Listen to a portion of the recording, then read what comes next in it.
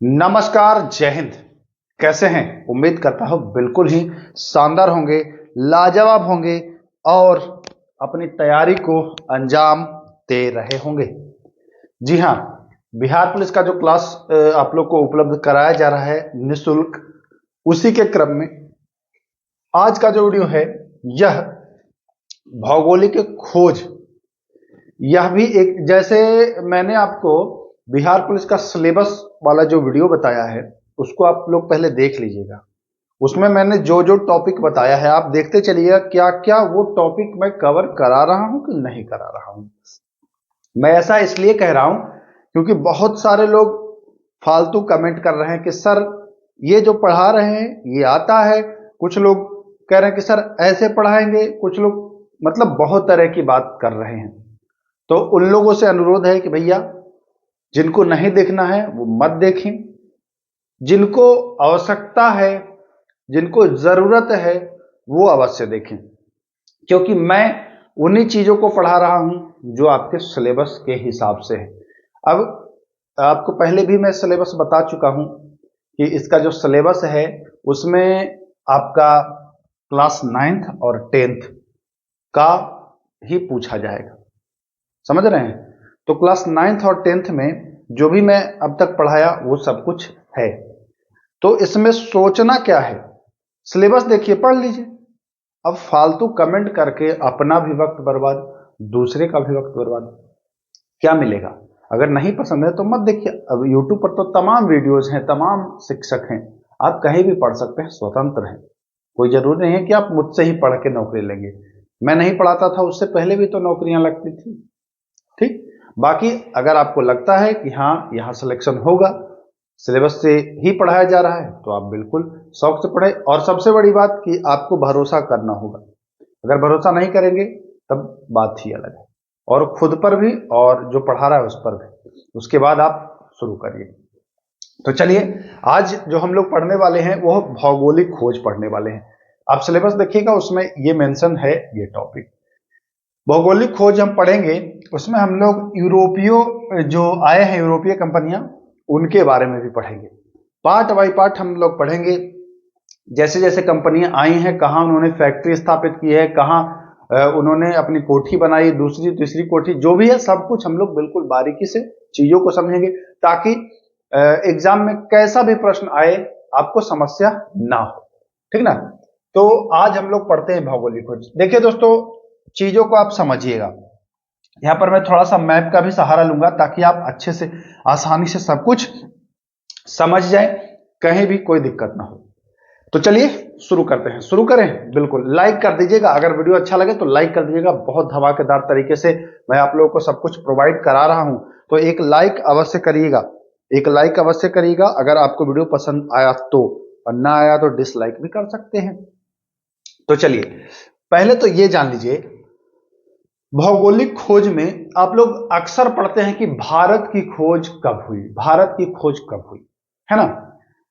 तो क्या भारत कहीं गुम हो गया था? क्या भारत कहीं गायब हो गया था? क्या भारत था ही नहीं? खोज का मतलब क्या? आप लोग पढ़ते हैं महाभारत रामायण के बारे में, जानते हैं, तो वो तो बहुत साल पहले की बात है। लेकिन यहां जब आप पढ़ते हैं कि भारत की खोज, तो आप पढ़ते हैं कि भारत की जो खोज है वह 1498 में। तो क्या 1498 से पहले भारत था ही नहीं क्या? है ना? पढ़ लेते हैं, रट लेते हैं।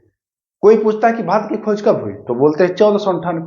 अब अगर मैं आपसे पूछूं कि क्या 1497 में भारत नहीं था, तब क्या जवाब देंगे? देखिए, मैं फिर एक बार कह रहा हूं, रटुआ तोता मत बनिएगा। एग्जाम में जब आपसे कॉन्सेप्चुअल प्रश्न पूछा जाएगा तो आप हाथ पैर छितरा देंगे, कुछ नहीं कर पाएंगे। चीजों को समझिए।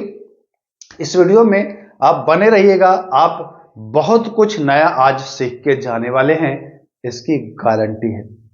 ठीक ना? तो चलिए आ जाइए। तो 1498 भारत की खोज, थोड़ी सी मैं कहानी बताऊंगा, वहां से भी प्रश्न आएगा, ये चीज आप जान लीजिए।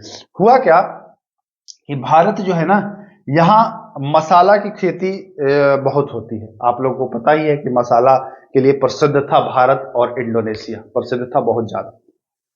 ये जो यूरोपीय थे, यह क्या करते थे कि भारत से मसाला ले जाते थे, पहले से ही ले जाते थे। ये आज नया नहीं था कि 1498 में ये शुरू हुई, नहीं, ये पहले से ही ले जाते थे। पहले इनका ले जाने का जो मार्ग था, पहले जो ये ले जाते थे, यह दो मार्ग से ले जाते थे। ये तुर्क होते हुए और ये फारस की खाड़ी होते हुए, और ये आते थे यहां से ले जाते थे मसाला, है ना, जलीय मार्ग से और फिर इधर स्थलीय मार्ग से, और इधर लाते थे जिनेवा वगैरह और इन सब देशों में, यूरोपीय देशों में ये लोग लाते थे और ये बेचते थे। एक रास्ता ये था। ये कौन सा रास्ता है?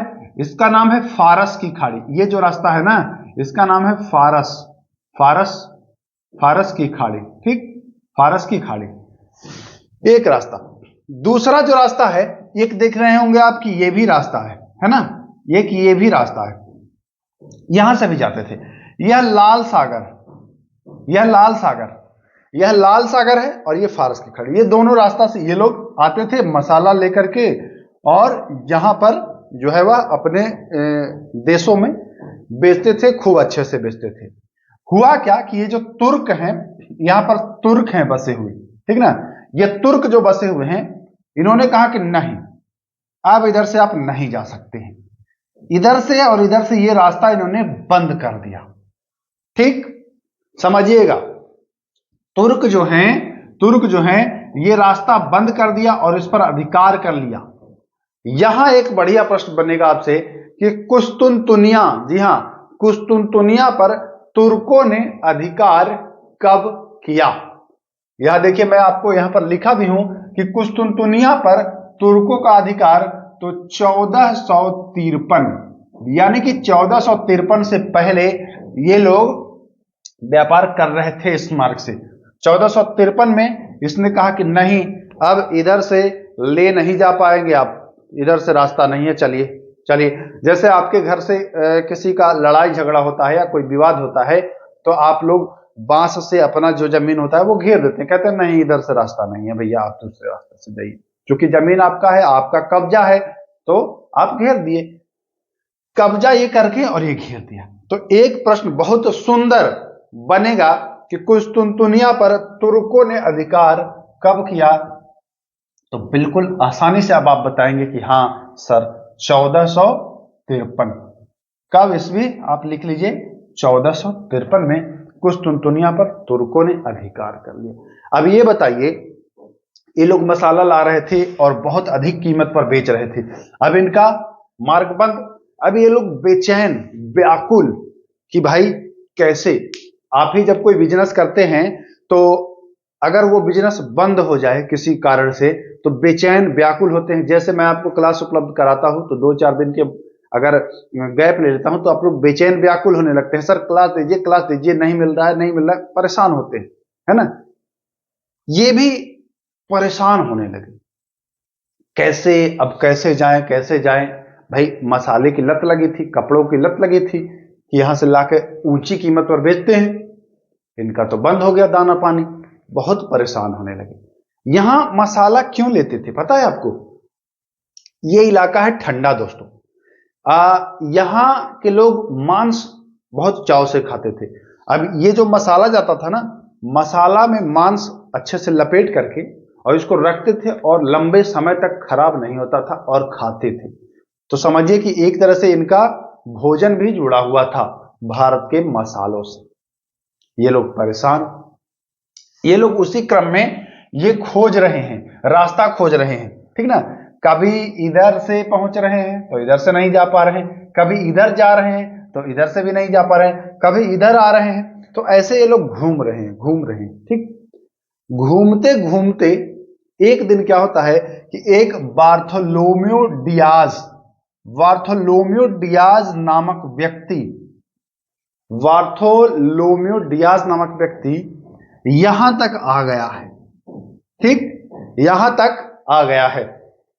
इसका क्या नाम है पता है? उत्तम आशा अंतरिप। जी हां, उत्तम आशा अंतरिप, ठीक ना। तो प्रश्न यहां से पूछता है कि उत्तम आशा अंतरिक्ष की खोज किसने की। यहां प्रश्न बनेगा, ये जो मार्ग है ना, इस मार्ग का भी नाम है। आगे हम लोग चर्चा करेंगे, आगे धैर्य बनाए रहिए, सब कुछ बताएंगे, जो जो एग्जाम में आता है सब कुछ बताएंगे। तो ये खोजते खोजते 1487 की बात है। भूगोल यहां पर आ जाइए, 1487 देखिए, यहां पर मैं लिखा भी हूं, उत्तम आशा अंतरिक्ष की खोज जो है यह 1487 में किसने, बार्थोलोमेओ डियाज ने किया है। ओके, किसने किया है, बार्थोलोमेओ डियाज ने किया है। यहां तक आया है, लेकिन भारत तो यहां है, भारत तो यहां है ना। अच्छा, धैर्य बनाए रहिए, ये सारे प्रश्न मैं बताऊंगा, ऐसा नहीं है कि मैं छोड़ दूंगा, एक भी प्रश्न नहीं छोड़ूंगा, सब आपको मैं बताने वाला हूं। बस मैं थोड़ा कहानी आपको बता दूं ताकि चीजें जो है वो दिमाग में आसानी से प्रवेश करें। तो यहां तक ये खोजा, यहां तक तो खोजा, लेकिन भारत तो यहां है ना, ये वाला रास्ता तो अभी भी अननोन है, नहीं जान रहा है, तो यहां तक ही खोजा है। तो यहां से भी एक प्रश्न बनता है कि उत्तम आशा अंतरिक्ष की खोज किसने की है। एक तो बात ये। दूसरा, फिर एक व्यक्ति निकला है कोलंबस, फिर भारत खोजने के लिए निकला है, वो इधर निकल गया है और वो गलती से जा करके खोजने निकला भारत और खोज दिया अमेरिका। खोजने निकला भारत तो खोज दिया अमेरिका, तो भारत वो भी नहीं खोज पाया। फिर आता है Vasco D gamma. Vasco D gamma, चूंकि यहां तक का तो रास्ता पता ही था, यहां से इसको यहां ही आना था, तो 1498 में, जी हां 1498 में, यही वर्ष है 1498 में वास्को डी गामा जो है वह यहां पहुंच जाता है। तो प्रश्न अब शुरू होता है। देखिए, आपसे यह पूछा जाता है ना कि भारत की खोज किसने की या भारत की खोज कब हुई, तो वास्तव में समुद्री मार्ग से भारत की खोज किसने की, यह प्रश्न होता है कि समुद्री मार्ग से भारत की खोज किसने की। तो आप देख रहे हैं कि समुद्री मार्ग से भारत आने वाला वास्को डी गामा, और कब आया, तो 1498 में आया। समझ गए, 1498 में समुद्री मार्ग से भारत की खोज। तो अब अगर आपसे कोई पूछे कि भारत की खोज कब हुई, तो आप उसको कहिए कि भैया भारत की खोज समुद्री मार्ग से कब हुई, ऐसा पूछिए ना। भारत की खोज क्या, भारत खो गया था क्या, पुर्तगालियों द्वारा समुद्री मार्ग से भारत की खोज कब हुई, तो 1498 में। या यूरोपीय द्वारा भारत की खोज कब की गई समुद्री मार्ग से, तो 1498 में। यह मार्ग की खोज हुई है, ना कि भारत की खोज हुई है। बिल्कुल क्लियर हो गया है। तो अब प्रश्न यहां शुरू होता है। यहां देख लीजिए, कुस्तुनतुनिया पर अधिकार हो गया है 1453 में। मैं कुछ चीजों को मिटाना चाहता हूं, क्योंकि यहां पर आपको एक मिनट,